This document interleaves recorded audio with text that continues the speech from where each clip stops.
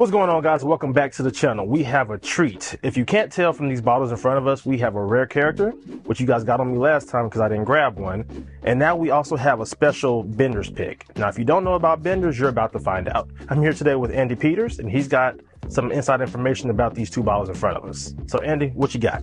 Man, first off, thanks for having me. This is going to be a lot of fun. Yes, sir. Let's start with the Bender's pick, just because that's kind of a crazy story. So, Bill is a good buddy of mine, and we've been talking for years. Okay. And he actually had a channel. He does a lot of golfing. So he'll travel, do different golf tournaments, stuff like this. And then in the mix of that, he'll always throw in his bourbon. Okay. And he's always been just, behind the scenes with a lot of special new riff picks, Willet picks, all this stuff. Follow him, Bill Bender. He's on Instagram.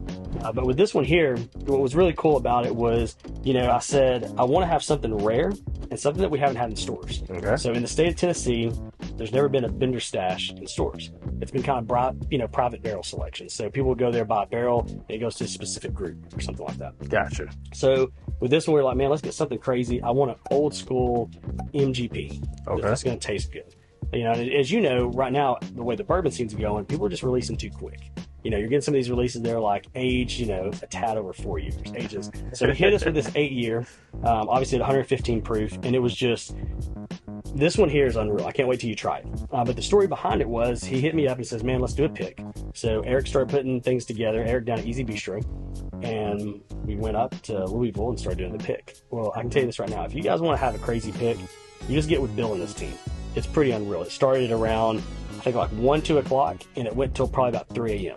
Woo, that's all day. Because as we're picking, he showed up with a briefcase, and you open it's a Pelican case, opens up the Pelican case, and we've got about 12, I think it was 12 to 16 to pick from. Okay. And we were initially going to pick one, we ended up picking 2, and when we hit this one wasn't part of the original pick. Oh, okay. All the ones we tried were like, this is good, this one's really good, but we want something funky. Yeah. Like, if I'm picking an MGP, just old school bourbon, I want something that's gonna hit my palate and bring me back to the old chat whiskey style. Okay. You remember the old chat whiskey style? Okay, yeah.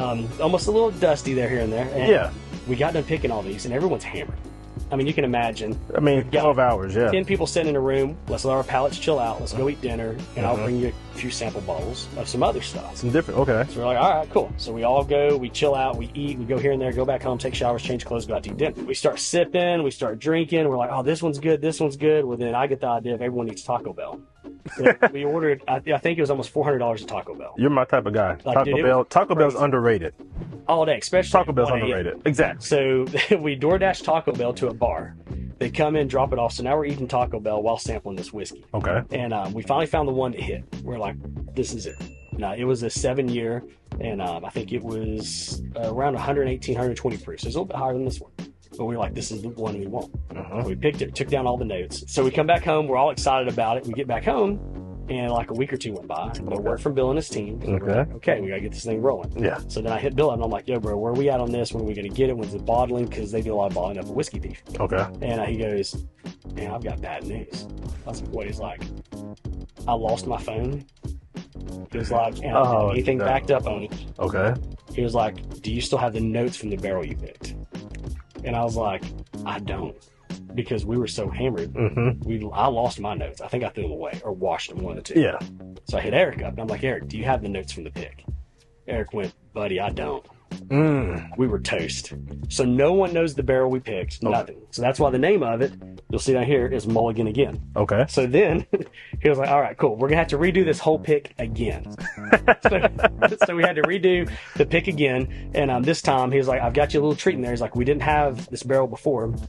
Because they had it was just kind of hidden in the back. Yeah. So it was the 8-year, and we compared this 8-year. We ended up finding our original 7-year that we wanted. Okay. We put the two together. We were like, this is crazy. Yeah. This is the one we want. You want the 8-year now. It's the 8-year. So here we are with it, and it's called Mulligan Again because we had to do the pick all over again. So 2 times. Yeah, 2 times. Second time's the charm. Yeah.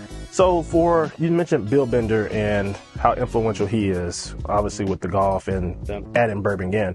How does one go about getting a pick like this? So yeah, you can reach out to Bill personally, just on Instagram, or you can go to Bender Stash on Instagram and reach out to him, and his team will actually put it together for you. Nice. And it can be, you can run it through a store, you can do it individually with a group of people, however you want. They're actually able to sell, privately to that. Yeah. I recommend everyone, if you've got a group of buddies together, get 10 of you together, go in, split 10 ways, take a few cases, and you got something rare and unique. Yeah. Because like I said, the way they do the picks is you're just not going in with 3 bottles to pick from. Yeah. You tell them what you're looking for, your palate, maybe a particular, an FGP or another brand, and they'll pull all the samples together. What's cool about this one too is, obviously, if we were opening this fresh bottle, you're going to get that neck pour. Yeah. It's got that it hits you right in the palate. But since we got one down here, it's already been open, which thank God we did. This one here is going to allow you to actually taste after it opens up a little bit. And that's where the true passion for this one comes out. I tell everyone, this is one of those that you get it open maybe a few weeks, you're taking a sip out of it here and there. But once it gets, below the gold strip there, it's game over. Game over. Yeah, it's unreal. Okay. Well, man, I guess you kind of teed us up. So since you were the one that helped pick this, man, I'll let you do the honors. Awesome, man. Cheers. Cheers.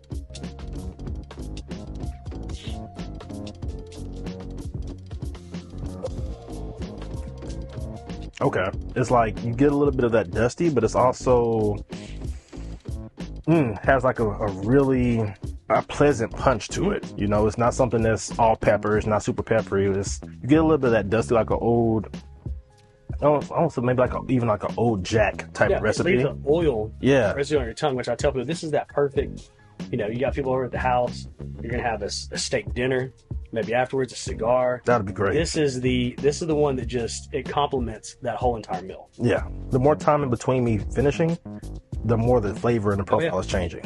It's wild. So this is crazy, man. So this is what people want to know. For a bottle as unique and as hard to find as this is, what is this going to run you? $189 on the shelf. Ooh, so that's like right up under like a Knob Creek 18 for something really unique. And what's cool about it too is, if you get into some of his crazy stuff, they've got a 14-year hazmat MGP. Okay. And you're talking about a bottle there that can be found. I'm not going to say it may be here, maybe not. I don't know. So I'm going to talk to Deviation. But, you're talking about a bottle that on secondary is going for $2,200, $2,500. Everyone says I'm crazy. Okay. But I think Bender's stash is going to carry that momentum. Okay. That we see with a lot of other brands. Because let's say you go to, no shade to, Woodford or Four Roses or anybody. Okay. But when you go to those distillers and you're doing a pick. Yeah. Let's be honest. You're not picking the best they got. Yeah. They've always got the decent stuff, the good stuff, and they already know where the really good stuff is in the back. With him, Bill is personally sampling every barrel that comes into his facility. Gotcha. So he'll say, nope, reject, reject, reject. So whenever you're doing a barrel pick with him, you're already sampling stuff he's already approved from the barrels. Yeah. So he's already given his stamp of approval. This will have my name on it through somebody. Yeah. And that's what made it so tough. That's why they show up with 12, 16 bottles to try. Because if he just shows up with 3, they're like, dude, they're all good. Yeah. I'll take any of them. So he shows up with even more to allow you to have different profiles of each. So that's what's really cool about what he's done is he's setting the standard for, I'm putting my stamp of approval on every barrel that comes into my facility. Well, it's really uncharacteristic of a bourbon pick to have 16 different selections. Most times, I think the most I've seen is about 5 or 6. Yeah. Right? So he's doubling that. Oh, yeah. Massive. So, you're getting your money's worth out of it, that's for sure. Great information about Bender. I didn't even know this was even like a thing within the bourbon community as far as Bill Bender and all that he does. And as you guys know, when I start this channel, it's been a constant learning curve with bourbon because there's levels to it. It's always something you need to learn. So we've learned a lot about Bill Bender, and like I said, there's levels to bourbon. I didn't know this was even a tier that we can even access, right? But then we have Rare Character over here who's been fairly new to the scene, but has come on the scene and made a name for itself, right? And if I'm not mistaken, this is an Amberana finish. It is 51-45-4.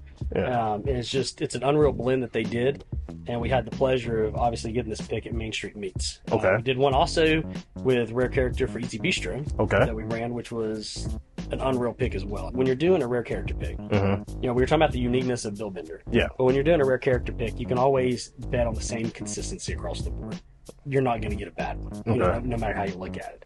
I think also too what they have set themselves apart from is their unique finishes, if they've done, and then how they display the bottle. Yeah. I mean, that's a beautiful bottle. Oh yeah. Especially with the logos and everything put on there. Yeah, what he's talking about, guys. There's a little story on the back of it, and as you guys can see, this bottle's an eye catcher. It is. And, we were talking about this one being unique, steak dinner and all that. This is your finisher to everything. This is your dessert. Okay. Like, this is that one that you can drink neat, you can put over an ice cube, unreal, but it truly is a dessert on your palate. I think this one's gonna... Are you a big Amberana guy? I'm a big Amberana guy. Okay. Like, 2023, that was the year of Amberana. Yep. Right? Amberana was in everything. That's why I think Rio came on the scene pretty hard, Pinot Rio, things like that. So Amberana, I think, for a lot of people, is something that they're searching for, but different types of Amberana. And the Rio was the one that set themselves up really high with the Penelope. Exactly. That was that, it was... This is the pinnacle of Amberana. And then, Rabbit Hole did their Amberana. But, you're talking about that price tag of $1,100, $1,200 for that bottle. Yep. And me and Devious, which is the store owner here at Total Beverage, we actually did a blind on all those. Okay. And Rabbit Hole, being the most expensive bottle, got dead last. That's crazy. Dead last. And, it was... Rio is great. And like I said, they kind of set the pinnacle for that. But it's after drinking this, if you go back to Rio, you're gonna say Rio's got almost a little bit of watered down taste. This is gonna pack that, fullness, all the flavors, really, really deep profile. Okay, I'm excited for this one. Yeah, let's roll in this one. You're gonna love it. Let's do it.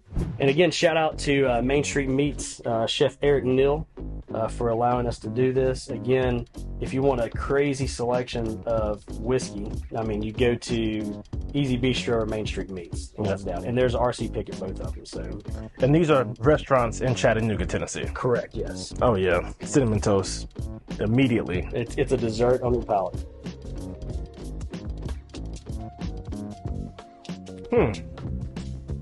Wow. See what I'm talking about? That Rio was kind of just, it was good. Yeah. But more plain. This is more like, again, that oily texture that's around. It gets the oil, and when you first taste it, you're expecting, it to interact with your tongue as far as like leave a little burn, a little spice to it. It just slides right past it. You get the full taste of the cinnamon toast to the back of your throat. Yeah, and again, look. That's good. You're looking at a bottle, it's 117 proof. Really? Yeah. That drink's well below 117 proof, man. I tell everyone that drinks less than a bottle in Bond. It does. I was going to say about 95, maybe.